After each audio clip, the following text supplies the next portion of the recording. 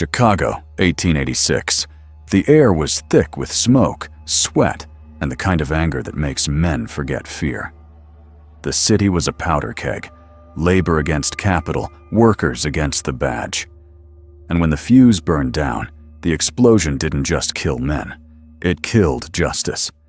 They called it the Haymarket riot. I call it a frame job with dynamite for punctuation. It started simple, a fight for an 8-hour day, a fair deal for a fair day's work. But the bosses didn't like the sound of that, and the cops didn't like the men who said it. The anarchists, Spies, Parsons, Fielden, Engel, Fisher, they were loud, angry, and dangerous, in the way truth always is when it's shouted from the street. May 4th, Haymarket Square. 3,000 workers under the stars, listening to speeches about freedom and fire. The mayor himself said it was peaceful. Then the police marched in. 180 men with clubs and pistols, ready to make order out of chaos. And then came the bomb. Cast iron, cold and merciless. It hit the ground and tore the night apart. 8 cops dead, 67 wounded. Nobody knew who threw it. But the city didn't care who did. They just needed someone to hang. So they found 8 men who'd spoken too loudly, written too boldly, lived too freely. Judge Joseph Gary ran the trial like a man with a verdict already written. The jury was stacked, the evidence thin, and the sentence heavy. Albert Parsons, August Spies, George Engel, Adolf Fischer, condemned to die. Louis Ling blew his own head off with a dynamite cap before they could do it for him. The rest went to the gallows on November 11th, 1887. Spies shouted, "You may strangle this voice, but my silence will be more terrible than speech." Engel cried, "Long live anarchy!"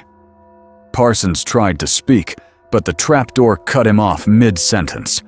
The ropes were tied wrong. They didn't snap necks, they strangled. 8 minutes of slow death. Deliberate, they said. Retribution, they called it. Years later, Governor John Peter Altgeld, a man with more conscience than ambition, read the trial records and saw the truth. Prejudice, corruption, railroading.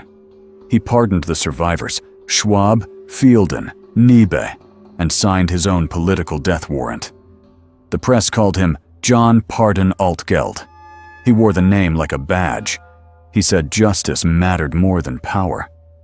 Chicago disagreed. Altgeld lost everything: his office, his fortune, his health. Died in a cheap hotel room after giving a speech about freedom. Clarence Darrow carried his body home and called him the man who opened the prison doors and set the captives free. That's the thing about truth. It doesn't die easy. It just waits for someone brave enough to dig it up. And me? I've seen enough gallows to know the pattern. When the rich feel threatened, the poor get blamed. When the crowd demands blood, the law obliges. Haymarket wasn't just a riot. It was a warning that in America justice can be bought, but mercy always costs too much.